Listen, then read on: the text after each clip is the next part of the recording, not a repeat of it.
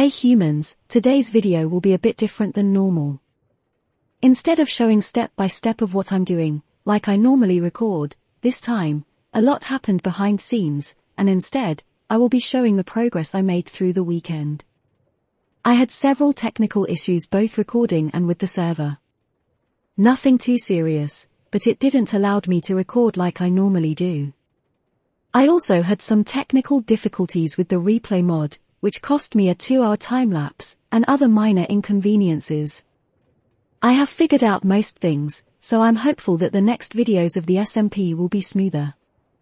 I'm also still trying to figure out how to include the Patreons that play with me into the videos. I have been looking for a text-to-speech program that I can use reliably while I play, but that's still a work in progress. Anyway, I hope you enjoy the video. It's been a pretty productive weekend.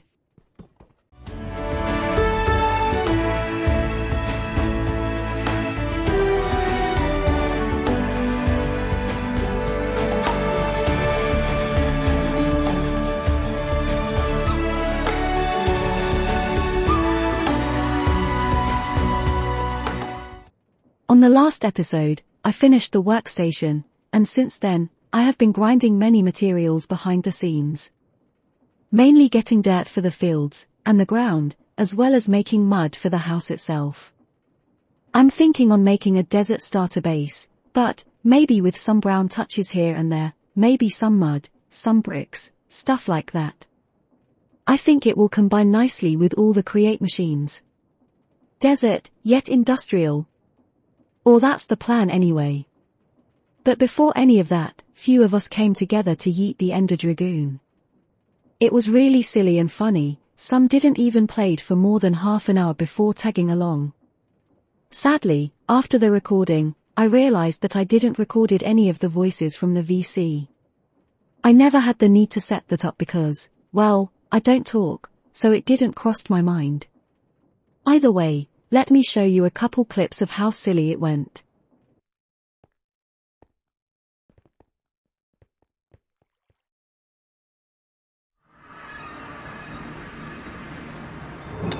This is me, realizing that when we opened the portal, some silverfish went through, which didn't help that I'm terrible at combat to begin with.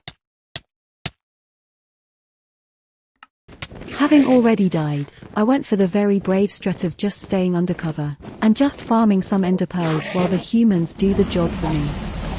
Then I changed position so I could see the hilarious situation from a better angle. And of course I did my best with encouraging words, and my ender pearl pom-poms. Then I died again, very bravely if I may add. Totally I didn't died stuck under blocks to the dragoon's breath or anything like that. But a few moments later, the humans managed to secure our victory. And of course I yoinked the dragon egg, because, it was all me really. So, with the egg and some dragon breath in my inventory, I decided to do the most courageous thing in that situation, and that's going back home as quick as possible, and hope the humans raid enough ender cities to bring me one elytra too. All in all, I think that went great honestly. 10 out of 10, great experience, will never go to the end ever again in this world. I have been working on the base, and I found myself in need of some precision mechanisms, so I thought it would be a great opportunity to show the humans that are new to create, a decent way to do it. The idea is simple, we need to use deployers to apply various components into a golden sheet. Above you can see the order in which we need to apply those components, and below it shows that we need to do this cycle 5 times. That means we need 3 deployers, something that puts golden sheets in the belt, and a way for the sheets to cycle around until they are done. This is going to be the main belt that will apply the components. Above we're going to feed the deployers with some hoppers, it's the easiest way to do it. Now we need a way to do the cycle, and I'm thinking on using another belt below the main one. This should make the items go into the chute, and move backwards with the second belt. To move the items upwards, we're going to make use of a couple chutes, and an encased fan at the top, to suck the items upwards. It would be easier to use a vault, but this is a great opportunity to show a use for the synergy with chutes and fans. And the cycle is complete. To make sure the finished items don't stay in the belts, we're going to place a barrel on top of the chute, and connect the belt with a funnel into the barrel. Then we change the chute with a smart chute, this way we can add a filter onto it. I used a normal filter, and simply added the incomplete mechanism from the IEI list, as well as golden sheets, so we can place them here to start the process. And that's pretty much the machine. The deployers will apply the items into the sheet, and get stored in this barrel, which will filter out the incomplete mechanism. Then they will go down into the second belt. Move backwards towards the sucking chutes, and get moved back up to the first belt again. It will repeat that until it's done. Awesome! I added this lever to turn off the machine so it's not unnecessarily wasting stress units. I would also recommend not placing more than a couple golden sheets in the barrel at a time, mostly because the belt is small, more than a couple will clog the system. But that's it, it's that simple. It's at this point that I realized my replay mod glitched out, and I lost a 2-hour-long time-lapse of me building the base. Apparently, it was something to do with the Zyro map mod, and linking waypoints in chat. Anyway, that should be fixed now, and instead, I'm going to give the humans a little tour of what I've done so far. Because a lot of progress has been made. Alright, so if we come over here. This is where my nether portal is, which I still need to improve, and make it look prettier. But, I connected this path onto it. You can see the first side of the base, which I'm happy at how the texture ended up looking. The chipped mod really helps a lot. Then if we continue along the path, it leads us to the gates of the base. Which looks kind of western, I think it's a nice touch. Then to the left we have all the fields, and to the right, there is the tree farm, and of course the windmills, which I might end up moving at some point. Then, finally, the real facade of the base. Which I think it ended up looking amazing.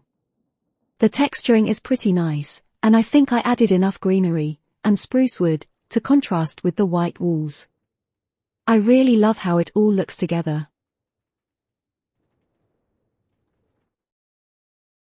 These walls on the side, I'm still planning on adding more details to them. I have a few plans to do on this corner, but further back we have this cool balcony.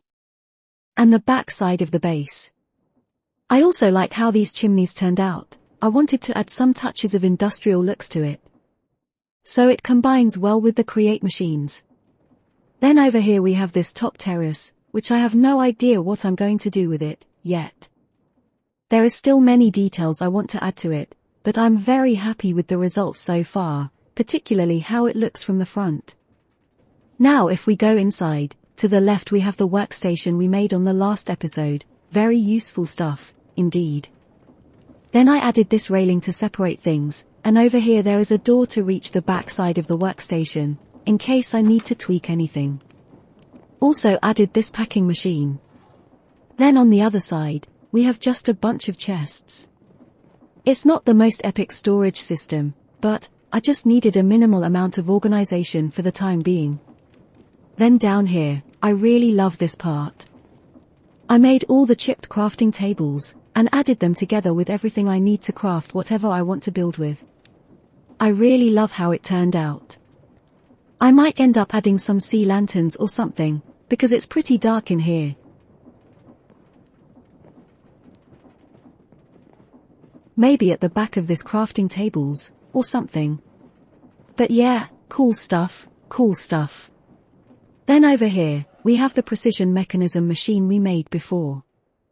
I like the design of it, very simple, and compact, with the lever and all. Also made this cobble generator. Mainly to produce the bricks I've been using for the floor. We can crush down cobble to get gravel, crush that one to get sand, and wash up the sand to get clay. That's how I've been getting the materials to build all of this. I have also been trying chip to make textures on the floor. Still learning what blocks there are, and trying new combinations. Maybe I will do more texturing over here, I'm not sure yet. But up here, we have this little balcony. I'm not entirely sure what for, I thought was cool looking. Then back here. This is my bedroom. Which I haven't decorated at all, but will do so soon, I promise. If we go back here. This door leads to the balcony at the back, where we can see the forest, and also added this cozy little bench to sit on, and think about the meaning of life, and stuff. Anyway. Another room, which I haven't decided what I'm gonna use this for. Maybe the enchanting table, or maybe just generic decorations and stuff, we will see. Up here we have the chimneys we saw before. A little bit of industrial look. Using the flywheels, and other stuff for trains, but it works. I like it. This is kind of the vibe I want for the base, to highlight the Create mod, but keeping it in theme with the rest. And this top terrace, which like I said, no idea what I'm doing with this honestly. Maybe I will add a table for everyone in the server. I think that would be a neat idea. Also thought about adding a cover. Maybe like this wooden part, or more like this one with leaves. I'm not sure, might end up being too tall, and breaking with the rest of the build. Let me know in the comments what you think I should do. Now if we go over there. Up here we have this little room. Also don't know what I'm placing here, looks too small for the enchanter, so, no clue. And to the left I have added this little garden. I'm missing the plants but it looks cool I think. It also gives a cool view of the fields below. Which speaking of fields, it's time to start building on them. I have a couple farms in mind, which I already laid down the fields for, just missing the contraption, and the crops. So let's do that. And just like that, the fields are done. I know what you're thinking. Okay Batsy, how much sugarcane, and wheat, can you possibly need? And the answer is probably not this much. Originally, I wanted to include bamboo, and most, if not all, the types of crops in the game. But later on I thought, do I even need any of that anyway? I also stumbled upon another problem. Look at how much bamboo I have. 5,000 units, and I barely had few bamboos planted around while I was playing. It's such an absurd amount of something that was just an excuse to decorate the garden. So after some consideration, sugar and wheat is the answer. I want to try using all this sugar to overheat a steam engine, and find out how viable is that, even though I know it's incredibly inefficient and unnecessary. The wheat part is simple.